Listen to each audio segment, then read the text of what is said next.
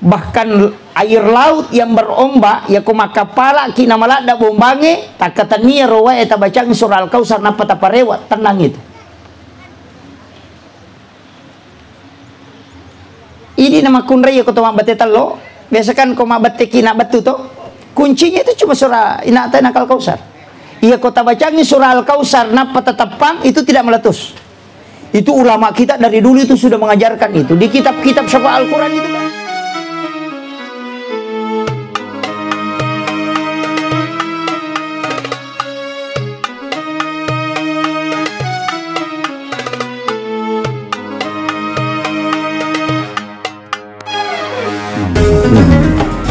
Assalamualaikum warahmatullahi wabarakatuh.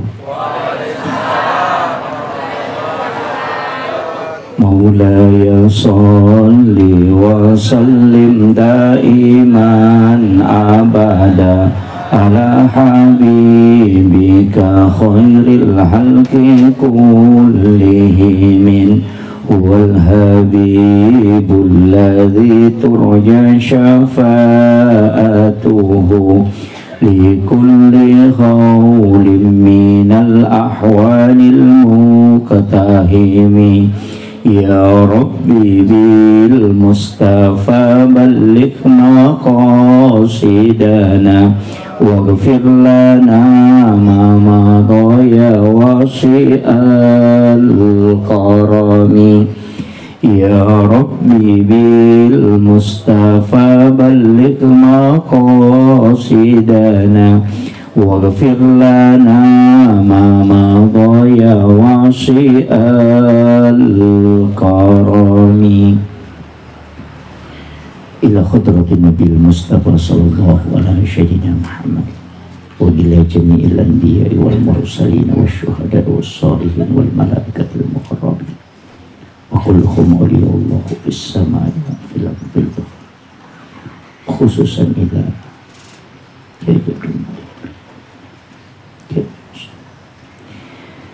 Al-Fatihah. A'udzu billahi minasyaitonir rajim. Bismillahirrahmanirrahim. Alhamdulillahi rabbil alamin arrahmanir rahim maliki yaumiddin. Iyyaka na'budu wa iyyaka nasta'in. Ihdinas siratal mustaqim. Siratal ladzina an'amta 'alaihim ghairil maghdubi 'alaihim waladdallin.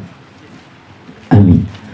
Allahumma nawwir qulubana wa quluba jami'i man khatara fi majlisina hadza bi nuril ma'rifah wa ilmil muqasyafah wal basirah wal iman wal islam. Ya Fattahu ya Alim, iftah qulubana wa qulubahum futuhal arifin. Rabbana iftah bainana wa baina qaumina bil haqqi wa anta khairul fatihin. Amin amin ya rabbal alamin.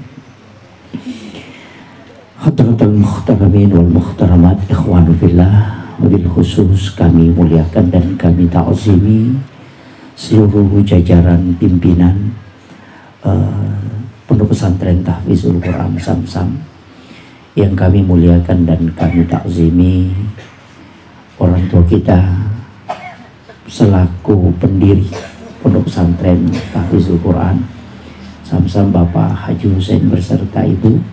Semoga Allah Subhanahu wa ta'ala memberikan keberkahan untuk seluruh keluarga beliau. Yang kami muliakan dan kami ta'zimi Bapak Kepala Desa, Bapak yang mewakili keluarga besar Ananda Farid, dan mobil khusus kepada seluruh anak-anakku para penghafal Al-Quran dan seluruh tamu undangan, hadirin dan hadirat, dan terkhusus lagi kepada Ananda Farid beserta kedua orang tuanya dan seluruh keluarga besar. Alhamdulillah wa syukurillah wa la hawla wa la quwata illa billahi wa huwal aliyyil azim. Hasbunallah wa ni'mal wakil, ni'mal maula wa ni'man nasir. Bapak Ibu sekalian, Belawa ini adalah tempat yang sangat masyhur, istilahnya terkenal bukan hanya di dunia tapi masyhur di langit. Karena Belawa ini adalah salah satu wali Allah yang ada di tempat ini adalah Gurutta Kiai Abdul Malik. Ia di Belawa Sukuroki. Maka berkah itu insya Allah tidak akan hilang. Makanya alina tumalabita Bapak Haji Husain serta Ibu menempatkan Pondok Pesantren Tahfizul Quran di tempat ini, itu sebenarnya untuk mengangkat kembali itu. Jadi denawat ditat detaupan rite uku Belawa. Maka anak-anakku yang di Pondok Pesantren Tahfizul Quran, sempatkanlah diri menziarahi makamnya beliau. Doakan dan mintalah berkah kepada Allah. Nah, sebab kita itu di Ahlus Sunnah wal Jamaah itu bertawassul ke para wali-wali Allah itu penting. Karena itu adalah energi. Jadi ya kumakadaki energi berarti barakah. Cuma jangan minta langsung karena itu tawassul. Jadi bedakan tawassul, bedakan tawassul. Ya ko tawassul illau dongeng itau panrite napa tu millau kupong Allah Ta'ala supaya kita diberikan berkah sebagaimana yang diberikan kepada ulama itu. Ya riasa tawassul. Dan semakadaki epo talinga baraka anak-anak dan keturunanku pada baraka angkai talingi yang Gurutta. Itu namanya tawassul. Emi ko makadaki opo nganu pasalama ka itu tawassul. Itu yang musyrik. Itu tidak boleh. Jadi Rasulullah saja itu kita doakan. Padahal mereka itu tidak mati. Jadi Gurutta Kiai Malik kalau kita datangi kuburannya, makanya usahakan illau dongi tapi aja anak tati illau dong bawang. Pak Mega tahu illau do si polo. Epo tapak baraka ya anakku. Nanti apo na beta. Gang kami makanya itu Nabi milau dong, ternyata anak na bawa. Maka ada anak-anak dan keturunanku. Supaya cicitnya ke bawah itu tetap selalu dijaga oleh Allah. Nyopi di biasa milau dong si polo mi. Maka ada bami anakku itu putunya sana. Apo na matuk beta. Itu makanya di situ yang penting didoakan. Nah itu makanya kadang-kadang Gurutta itu ulama, ada beberapa itu anaknya tidak jadi ulama tapi nanti cucunya. Saya pernah tanyakan ke mursyid saya, kada kak magiro topan rita nama dari yang kanak nade nanci topan rita manci padang kami. Maka dia itu anak nasabah angkamo piambo nak jagaiwi.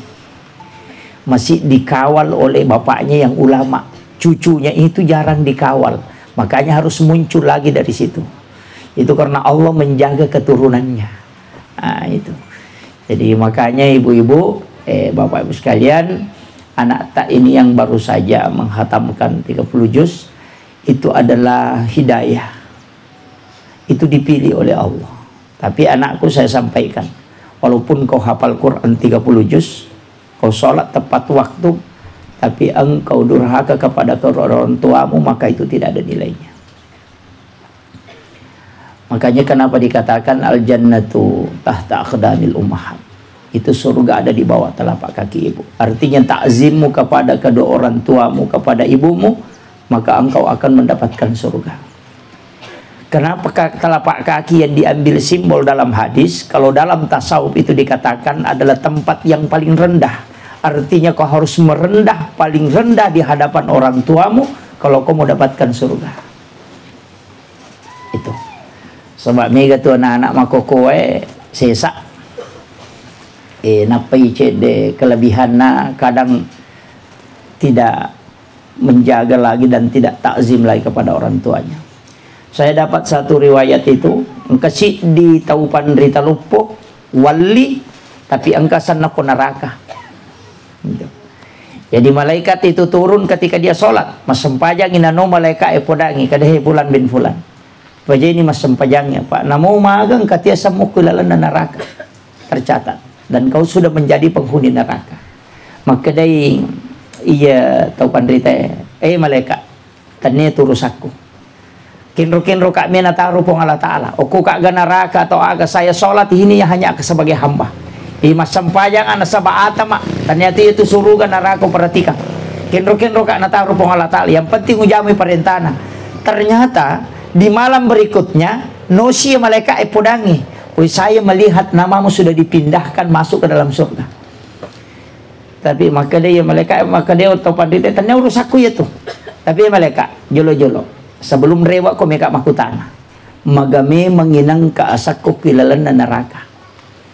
Kenapa? Kemudian malaikat itu memberitahu, wahai fulan bin fulan, suatu ketika engkau tertidur sesudah sholat subuh di atas sajadahmu. Jadi matin roko oku ya sekna sujadamu puramu masam pada subuh. Kau baring-baring. Kemudian ibumu datang, kau dengarkan telapak kakinya bunyi di lantai. Dan kau tahu bahwa ibuku pasti ingin menyuruhku untuk ambil air. Ya jimisangi maka danelo sindok kusuruh kak lo malawai. Sehingga kau tidur dengan matin ro bele-bele kau. Muat jai matin ro supaya ibumu tidak menyuruhmu. Ketika ibumu membuka pintu, dia melihat engkau terbaring di atas sajadahmu, maka dia indok we matakku kasih anakku kurang sempajang dan sudah membaca Al-Quran. Sehingga ibumu tidak menyuruhmu. Dia suruh ke indokmu karena dia tidak ingin kau kelelahan. Dia menutup pintu dan dia yang mengambil air. Gara-gara itu Allah murka kepadamu. Ya jadi macam indokmu tapi pong Allah Ta'ala macam yokuiko. Nasawakmu kalasian ngitau matamu. Dan Allah mencabut semua keberkahan yang ilmu yang kau ajarkan. Maka setelah peristiwa ini, ulama ini selalu mengajarkan hanya berbakti kepada orang tuanya hingga dia wafat. Jadi di mana judul cara mana? Birrul walidain. Sampai dia wafat. Itu waliullah dan sangat masyhur. Dan itu adalah salah satu gurunya Ibrahim bin Adham.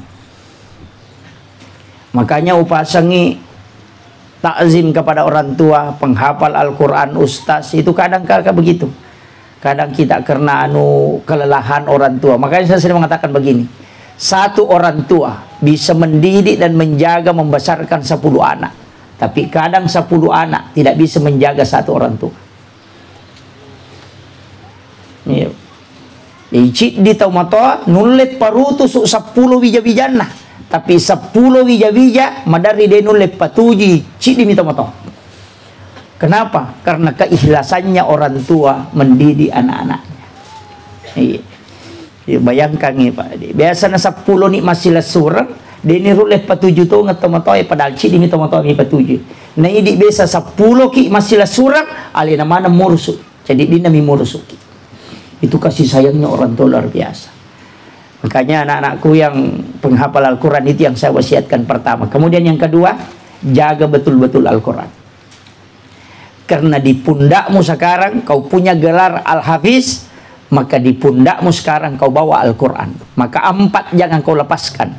Yang pertama, jangan pernah tinggalkan wudhu.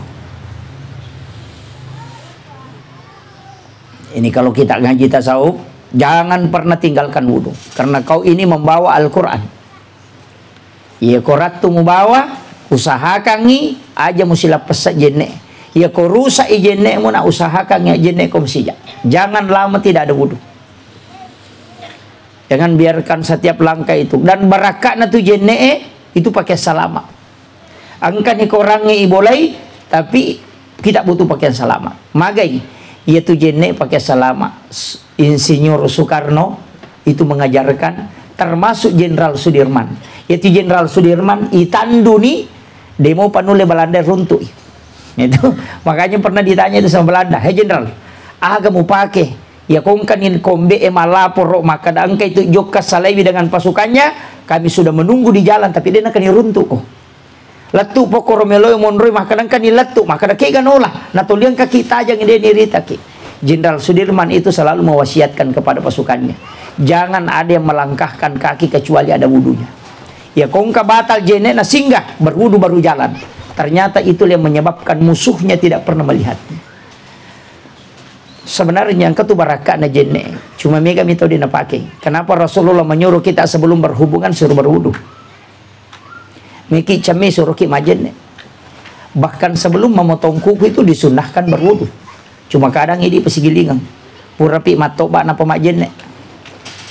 Mestinya itu kalau hari Jumat kita baru mandi sunnah Jumat, berwudu sempurna, baru memotong kuku. Nah sebab ya kong kakanuku lepas dari diri kita dalam keadaan ada wudu, maka dia napet tu masih kiri itu gangkai hancur. Termasuk orang yang mau memotong rambut. Tomelo mata paulua itu disunahkan berwudu supaya rambut itu lepas dalam keadaan suci. Masikir itu materu yaitu gagay na rekolapai pulau kota kalian ang kajen. Tapi untung saya ingat mencukur, sebenarnya bisa diterapkan Pak Haji di Pondok Pesantren Samsam. Kalau mau motong rambut usahakan hari Rabu. Kalau bisa lakukan 40 Rabu, itu di kitab-kitab hikmah itu selalu dianukan. Makanya ada beberapa pondok pesantren di Jawa itu dilakukan setiap hari Rabu memang selama 40 Rabu. Sebenarnya ini berlaku hanya untuk anak yang baru lahir.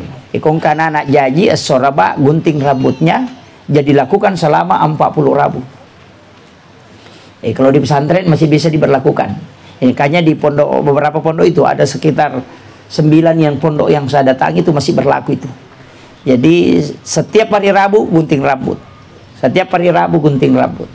Bukan hari Jumat, itu hari Rabu. Magai. Itu di kitab hikmah di Tabaqatus Syadilatul Kubra itu dijelaskan. Siapa yang memotong rambut di hari Rabu dan dia rutinkan itu selama 40 Rabu, maka Allah akan memberikan cahaya hidayah kepada itu sehingga dia bisa menjadi ulama fikih. Jadi itu masyhur sekali di kalangan para ulama fikih itu. Jika memang tahu pandrita fikih, suruh memotong rambut di hari Rabu, rutinkan itu. Itu bahkan ada pesantren itu yang memang menggundul rambutnya setiap hari Rabu. Itu anak-anak. Cuma ini aku gondol maka dari palontos ini jadi masalah. Sebenarnya anak kita, ya kong kana terjadi arone makundra. Kalau perempuan kan tidak bisa. Kalau laki-laki ya naraba tacikuru sih. Setiap hari Rabu cukur, setiap hari Rabu cukur dan doakan. Insyaallah. Jadi itu sebenarnya amalan untuk anak-anak kita. Kemudian saya wasiatkan itu tadi yang pertama jaga wudu, kemudian akhlak harus dijaga. Mage nasaba malak itu masalah ko pakai pelak Quran atas salah. Iya ko bali bolata min naumanu maka dami tulanu. Tapi aku pak cama min naumanu cik di kampung curita. Jadi itu pakai pelak Qurannya cik di decena si sabbu decena si di jana langsung tu kali nolok. Itu susahnya. Jadi ya kau tahu angka kedudukan na tu tak salah, woi malah dah tu. Malah dah buang. Iya. Jadi ya na tu ampai ko ustaz. Ya na ustaz sangka masalah na tak apa aja ustaz. Iya. Si ratu decen na cik di jana tak pemajaman, tak kali nolok. Pakai palak koram aku tu. Ya na tu ampai nang kana bawa capak nama solan itu. Ustaz bawang, wai. Di sini sangi bawang, lasuna. Iya. Magi na lasuna nala tomato, ya tu lasuna kak dia isana. Te lasuna calak kak dia isana to. Talalle ni gare tanauli mi mamasang. Ampu mi tangana. Itu bawang kak salamua kulit. Ilalesi olisi tangana ampu nama ni. Iya nakadana ustaz bawang, ustaz dia isana. Ustaz ampuh gitu begitu pak kepala koran nak ada pak kepala bawang ini dan ke bawang nah tetap aja nih tomato bawang ini kak itu makanya dari situ orang tua pakai istilah itu diogi palsapanya nilai itu besar sekali. Satu kata itu di Bugis itu bisa memiliki 10 makna. Bahkan tasidia gage itu bahasa Bugis yang mewakili pak. Ya ko makada ya keteni berarti lahir. Ya ko makada ya punai si salan itu. Ya ko makada ni iwarekang silangan ni. Ya ko agama tu makada iwarekang. Ya ko lahirnya makada ya punai. Jadi itu bahasa Bugis itu luar biasa pak. Saya ngaji tasawuf itu ada beberapa guru saya itu yang memang Bugis. Jadi ada beberapa. Jadi makanya falsafah Bugis itu dengan hikmah di Bugis itu saya bisa dapat itu dari guru tak. Ada beberapa memang. Makanya angka cidi pak di sana sitongan nababu ini jarang diungkap penceramah. Itu ilmu hikmah.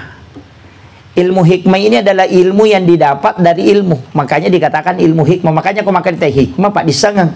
Ya kau makan ilmu juga ilmu. Makanya ilmu hikmah artinya ilmu yang didapat dari ilmu. Nah, sebenarnya di situ kuncinya kenapa wanita orang dilarang mengambil makanan melangkahi itu. Itu kan hikmah. Kau malaki Andre aja tak julik kai Andre. Sanyang kebalu ku yolo tak nang kamanu ya rumanu ya itu tidak boleh. Kapo tu tau Andre pades ke patore liman. Begitu. Enggak begitu. Nah, begitu. Dan itu kita tidak sadari kadang.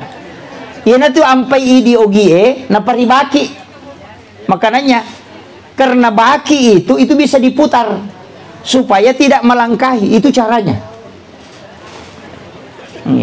Jadi dia sembarang itu baki dia makan apa dibaki aja bano apa nak bawa nih. Nah, itu karena sebenarnya itu tujuannya. Karena paribaki kawa diputar niala dia dilangkahi. Kenapa? Orang yang mengambil makanan tidak melangkahi makanan, kalau rezekinya itu dia tidak urus. Dia nurus itu na boleh, tahu murusukan. Tapi tahu itu apa tu patujo ngidale. Tapi kapan nang kataun julek kay Andrewe, ya na dena le na murusi den ule malet. Tu barakat itu. Termasuk wanita kalau makan kan tidak boleh membuka bibir. Iya, dia nama ditumakun rai komandre komangunya itu dia buka bibirnya, itu disuruh tutup. Laki-laki itu kan yang dilarang cuma bunyinya. Make-make aja noni. Tapi ya makun rai memang disuruh tutup, hanya menyuap itu dia disuruh buka. Ya kok make itu dia begini. Itu tidak boleh. Maka apa tuh makun rai mana? Cepat-cepat. Itu tidak boleh. Kenapa? Hikmahnya itu ditemukan ulama itu. Hikmahnya nareko angka makun reman rede to na bukai sumpana ko makemai itu suaminya akan pengantin baru setiap malam. Itu hikmahnya Pak. Itu ilmunya dari dulu itu diterapkan ulama. Nih. Ya kodek tapahangi maka da timur yase na makun reye tapasirapa kangi supaya roti mun na yawer rapat toy makiro mana ko demo pada pahangi makun rutongan itu saya sudah sampaikan sepenuhnya itu artinya itu kuncinya dan itu ilmu hikmah Pak Bu. Makanya ulama kita dulu itu paham betul karena ilmu ini tidak ditemukan kecuali para wali. Karena yang tembus itu mereka-mereka. Makanya anak-anakku yang menghafal Al-Qur'an ini mestinya itu punya kalbu yang tembus. Kita punya ulama di Indonesia ini yang tidak jalur pendidikan tapi dia tembus betul itu. Kiai Haji Bahaudin Nur Salim itu kita kenal dengan Gus Baha. Itu kehebatan beliau. Salah satu kelebihan karamah beliau itu ketika diberikan Al-Quran tulisan itu dia tidak baca, cuma meletakkan telapak tangan di atas Al-Quran itu dia sudah bisa tahu kalau ada yang salah. Itu karamah beliau. Dan itu terbukti ketika diberikan Al-Quran tulisan tangan, dia hanya meletakkan karena tidak sempat membaca, dia cuma meletakkan tangannya, kemudian dia buka itu, dia lingkari semua yang salah. Itu Allah berikan khususnya. Dan anak-anakku tidak lepas bisa diberikan seperti itu. Yang penting bisa menjaga Al-Quran. Kemudian yang ketiga wasiat saya kepada Ananda, khatamkanlah Al-Quran dengan mentalaki langsung kepada Allah. Jangan talaki kepada guru. Makanya saya selalu mengatakan begini, store kepada guru penghafal itu, sebenarnya itu akan hilang. Jadi ya kok komi guru store, sama kan kalau orang store itu kan uangnya tidak ada toh. Gitu. Ya kupura nih store dia kak denenya pun lagi. Jadi store kepada guru itu sebenarnya hafalanmu akan hilang. Maka kau harus store kepada Allah. Talakilah kepada gurumu untuk mengambil sanad, tapi talaki kepada Allah supaya kau memiliki sanad. Bagaimana caranya? Imam Abu Hanifah 2 kali menghatamkan Al-Quran sehari semalam. Sekali dalam sholatnya, sekali di luar sholat. Jadi ya pak kepala korangnya asam paja sunnah kita petamak korang. Jadi ko masam pajang ya ko seminggu na petamak seminggu. Ya ko siulan na petamak 1 bulan. Kalau 1 tahun baru hatam 1 tahun. Yang jelasnya dalam sholatmu usahakan pernah kau hatamkan Al-Quran supaya kau talaki langsung kepada Allah. Makanya maka dari itu tahu ya komeko sifat bicara langsung si Bapa Allah Ta'ala sempajak.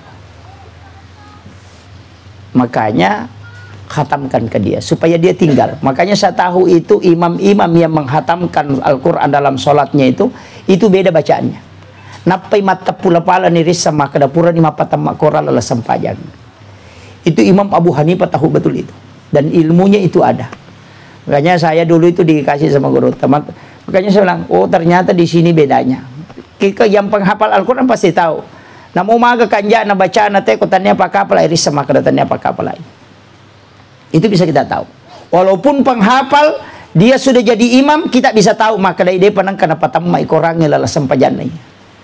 Ya, makanya anakku nanti ketika apakah diangkat menjadi imam atau tidak. Kalau diangkat menjadi imam, ya kau mancaji mangi baca Al-Quran terus. Nanti khatam baru kembali lagi. Jadi aja nih alatasi polo-polo kurangnya. Jadi mulai dari Alif Lam Mim baca itu sampai, kecuali subuh Jumat kan disunahkan membaca 2 surah. Nanti khatam kembali lagi, khatam kembali lagi. Jadi kan supaya tidak hilang. Itu bahaya Pak kalau Al-Quran hilang itu. Ya kau baca Quran ini apalah, itu satu kebanggaan, kesyukuran. Tapi kapan dia hilang itu bahaya. Jangan sampai Allah mencabut sebelum mencabut nyawa kita. Fatal itu. Makanya yang menghafal itu sebenarnya sudah sampai. Makanya muraja itu yang pekerjaan sepanjang masa. Tapi kita yang belum menghafal ini, kita yang selalu dijaga itu Pak. Yang sudah menghafal itu, wah itu lain tanggung jawabnya itu. Makanya ada satu juga santri itu memang sengaja tidak hafal-hafal Quran. Karena kalau sudah hafal itu tanggung jawab besar. Kalau tidak menghafal dan meninggal, insya Allah tetap dijaga itu Pak. Makanya yang penting kan menghafal. Orang yang penghafal Al-Quran itu bukan menghafal 30 juz saja. Kalau Bapak mulai sekarang menghafal, biar 1 ayat 1 hari, biar 1 ayat 1 minggu, yang penting berusaha menghafal. Biar 1 juz, itu akan menjadi syafaat. Jangan katakan nanti 30 juz baru bisa jadi syafaat. Tidak. Ada sahabat Nabi yang diangkat menjadi imam selalu baca kulhu. Iya, 5 tahun iman cai matul ikulu Allah minagan rusuk. Hanya jemaahnya kan protes. Mahagi na tu liya ribaca na saya tahu puji. Ongko na to. Makanya maka dia tahu puji ko dia melo makali ngaja mo macio. Saya jadi imam ini karena diangkat oleh Rasulullah. Kalau kau tidak senang, silakan lapor kepada Nabi. Tapi ketika dilapor, Rasulullah kan tanya, tuli kululahu juga dia mau baca nasa betul ya Rasulullah. Karena kita maka memang nih nasa yang pertama karena surah Al-Ikhlas itu menunjuk semua kepada Allah. Yang kedua, ia pesan din namanya mapapinat diku masampaja ku baca kululahu. Agar nasa nabita karena papujimu lo ku surah Al-Ikhlas si bawa komatu tak masuruga. Napa niya nagan rusuk? Padahal ini ada baca kali mana peroko. itu makanya ia timangi kong kaongko na aja na ta nasa kasya timang imawat duha. Kan biasa mako tu nasa imayano maju nasa wat duha betul. Alam nasar tu watin itu ko itu tidak masalah karena setiap surah yang kita cinta itu akan menjadi syafaat untuk kita. Bahkan Rasulullah mengambil surah yang paling pendek. Siapa yang cinta kepada surah Al-Kautsar, maka dia akan mendapatkan syafaatku kala di yaumil akhir. Nali de cina ina ataina kene wade kene Al-Baqarah. Sila ada maka pala. Makanya nigi puji ina ataina kata Nabi karena itu surah untuk menenangkan kalbu Rasulullah. Ketika anaknya Ibrahim wafat, maka hatinya Nabi bergejolak, maka turunlah malaikat menyampaikan ini. Supaya dia membacanya, supaya hatinya ditenangkan oleh Allah. Ina tu nak kada tahu pandai ya kong ka anak-anak terita ngaban ni bacanya surah Al-Kautsar. Mameko itu. Bahkan air laut yang berombak ya ko makapala kina malada bombange takatania rowa eta bacanya surah Al-Kautsar napa taparewat tenang itu. Ini nama kunrai ko to mabate lo. Biasa kan ko mabate kina batu to. Kuncinya itu cuma surah ina ta Al-Kautsar. Ia kota bacanya surah Al-Kautsar napa tetapang itu tidak meletus. Itu ulama kita dari dulu itu sudah mengajarkan itu. Di kitab-kitab syafa Al-Quran itu kan ada. Itu kayak pudi ibaca bami. Padahal ia kota lodo iboka napa tetapangnya tu aja giwate denak betu itu kota bacamu ina atena.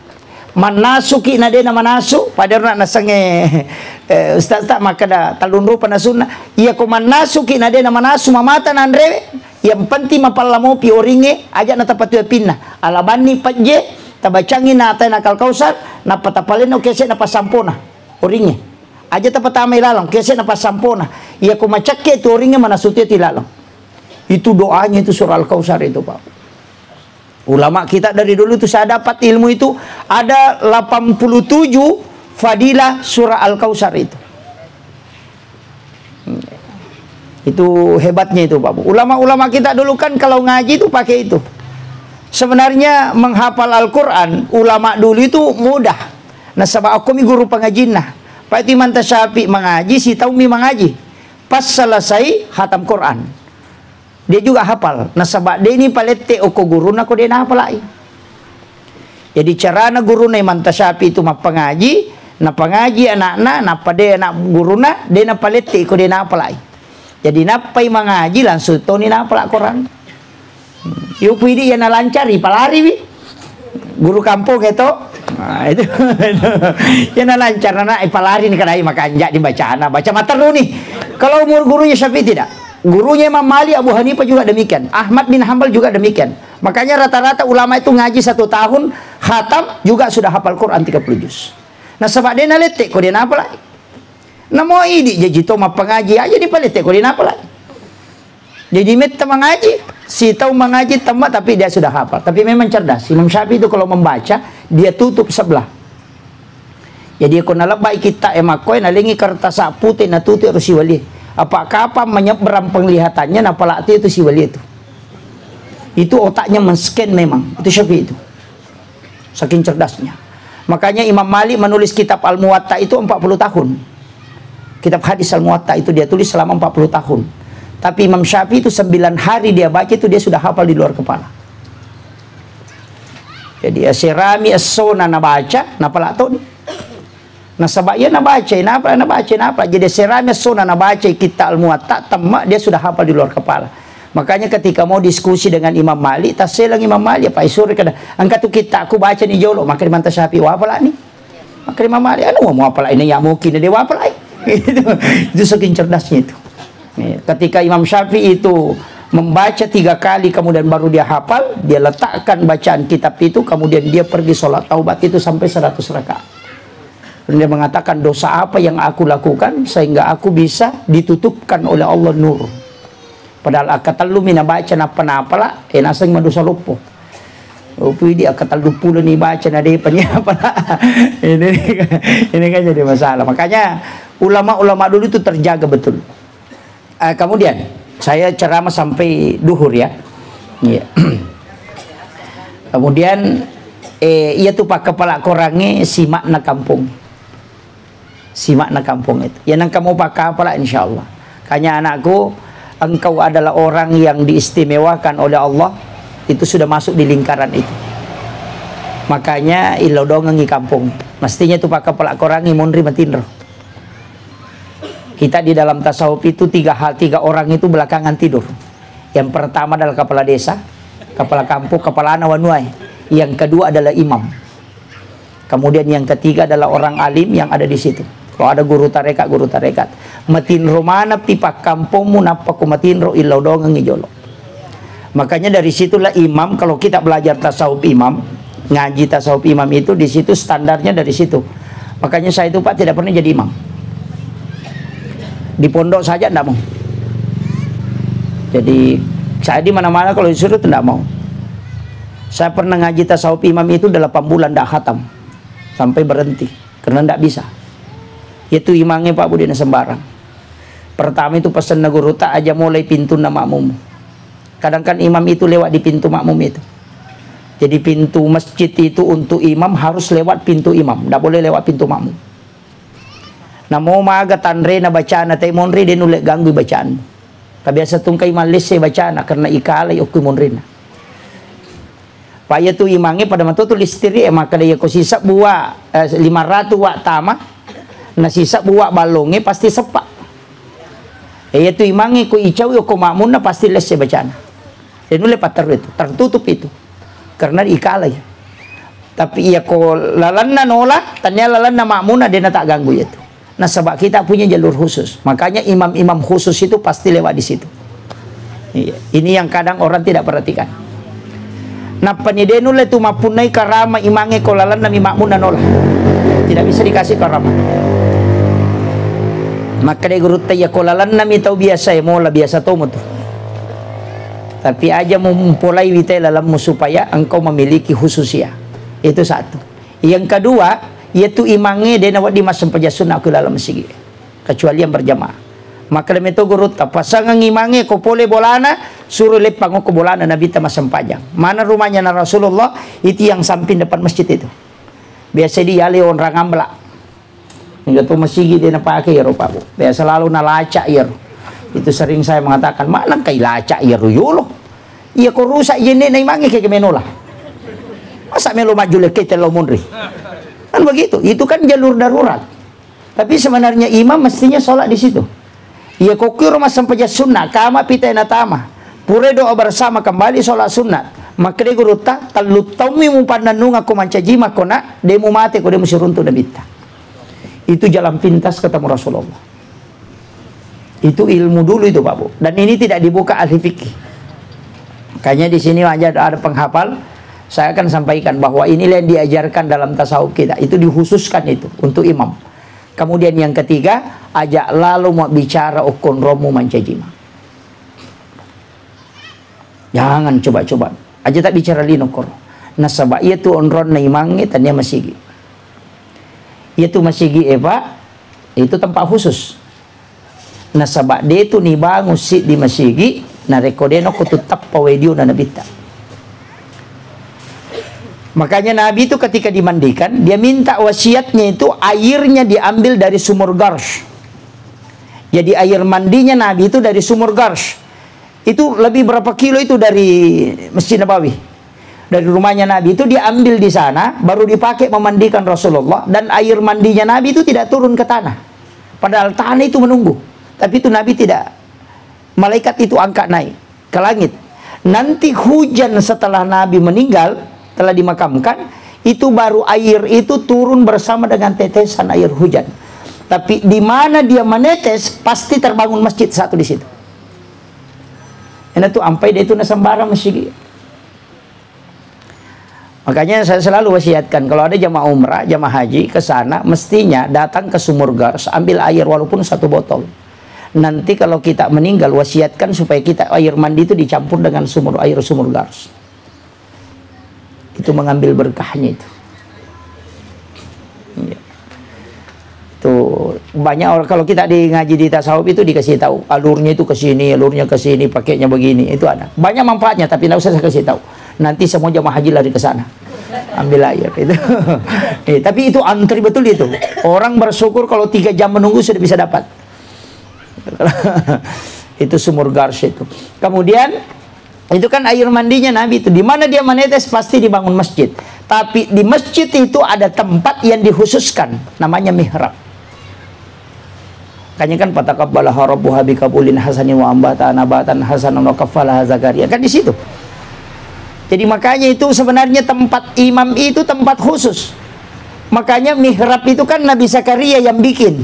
Awalnya toh Nabi Zakaria dia bikin di kamarnya itu 2 anak tangga. 2 anak tangga itu untuk di Maryam. Maryam kan disimpan di situ. Maryam na taruh kurilalang kamarakna. Kan anak darah toh. Nah jaga itu umur 9 tahun dia ambil. Dia simpan di dalam kamar, dia kunci. Tapi nalaca ke polisi liwang. Jadi dia pernah tak buka kamar kalau dia nak buka. Jadi dia nanti masukkan makanan baru dia buka. Jendela itu sudah dikunci betul. Sehingga ia Maryam itu tidak bisa keluar. Jadi tuluk kumirulal kamara emonro. Apa yang terjadi Pak Bu?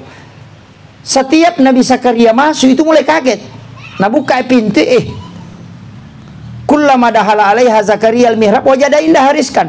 Setiap tamu kurilal tuliangkan rena runtuh dan anehnya makanan musim panas di musim dingin. Pak Dedi makan aja nang kaduriang ngoko kamara munadena waktu duriang. Makanya kan bertanya, "Anna laki haza?" Pulikin riye. Sampai dia mengulang 3 kali. Nanti Maryam mengatakan huwa min indillah. Ini langsung dari Allah. Iana ilmu na guru ta kay Abdurrahman Ambodalle. Ya kong kasantri na melo rewa na dega na tampara ngoto na suruh tamu kutunron na kamara nonron na masempaja. Dia selipkan tangan itu di bawah sajadah, itu anak-anak dapat uang. Setiap yang masuk ambil tapi tidak pernah habis. Dari mana itu? Huwa min indillah. Karena itu dia membuat jalur rezeki yang khusus. Makanya kalau penghafal Quran tidak tahu ini fatal itu. Fatal betul. Karena ini khususiyahnya ulama dan itu Al-Quran yang sebutkan. Makanya gurutta itu tempat sholatnya khusus. Jadi mihrab itu bukan hanya di masjid, tapi di rumah. Bukan musola. Kalau musola itu kan ditempati berjamaah. Kalau mihrab itu seluas lubang kuburan. Dan gurutta itu selalu mengatakan, kalau kau dibaiat di salah satu tarekat, ambil kain kafan pembaiatan itu, simpan di bawahnya, kemudian kau sholat di atasnya terus. Kalau kau meninggal, ambil kain kafan itu, suruh orang itu yang dijadikan sebagai kain kafanmu. Maka itu sampai 100 tahun tidak akan hancur. Karena itu nang kata Pak Dena Marigaga kain kafannya sampai puluhan tahun. Karena itu yang dipakai. Ini yang saya bongkar rahasianya para tasawuf, para sufi sebenarnya ini. Saya kasih tahu, itu jalurnya. Makanya mihrab itu kan tempat khusus. Jadi itu ampai onron na imange. Makanya dulu itu kalau orang bikin masjid, yaitu kerami na tehele na onron na imange, kan beda warnanya toh. Biasa warna coklat, warna hitam, warna putih. Itu karena ulama yang bikin masjid. Karena mihrab memang itu harus tidak boleh bergerak. Makanya imam sekarang karena mihrabnya sama-sama warnanya, makanya dia pakai 2 lapis. Jadi ambala yawana napa sujadaya sekna.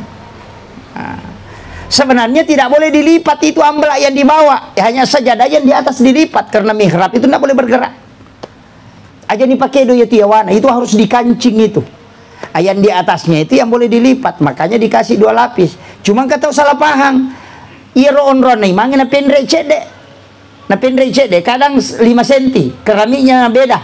Itu ndak boleh. Kalau Syafi'i itu makruh mendekati haram. Itu makanya itu ada kan masjid begitu. Kadang ada masjid itu mendek cedek keramiknya 7 onron nih mangi. Itu ndak boleh. Itu makruh mendekati haram. Kalau Syafi'i itu makruh mendekati haram termasuk memotong kuku jenazah ketika mau dimandikan. Itu juga makruh mendekati haram. Jadi itu makruh di manta Syafi'i 2. Ada makruh hukum, ada makruh adab. Makan dengan menggunakan tangan kiri itu makruh adab. Tapi ada makruh hukum, itulah makruh yang mendekati haram. Makanya kalau dalam kajian fikih Syafi'i itu kan 2 macam. Itu beda. Nah, itu jadi makanya saya sampaikan itu perlu hati-hati juga kalau membangun masjid langsung kadang diangkat naik supaya memuliakan katanya. Padahal itu kalau Syafi'i itu tidak boleh. Sejarahnya itu ada sahabat Nabi sholat sampai seperti itu ditarik ke belakang supaya dia turun dari situ. Itu makanya dari asal dia ulama-ulama kita itu paham betul itu. Nah, cuma kalau biasa saya temukan di Kalimantan ada, di beberapa daerah itu ada. Biasa saya tegur, ini perlu hati-hati yang begini. Kemudian ini sudah selawatan orang Pak.